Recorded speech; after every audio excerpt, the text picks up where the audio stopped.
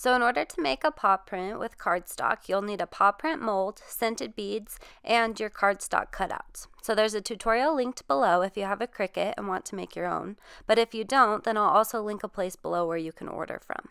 So the first thing that you need to do is you need to put your paw print pieces into the correct spots with your design facing down. I'm using double-sided paper, so don't get confused.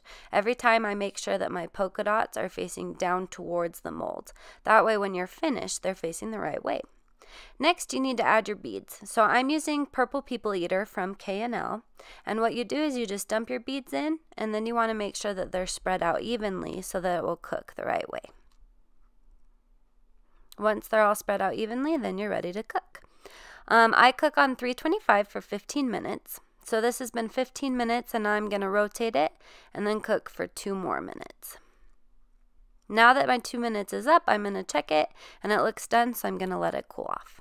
And once it's cooled off, then you're ready to open it. And now you're finished. So then you can drill a hole, or you could put a nail in before you bake if you'd rather do that.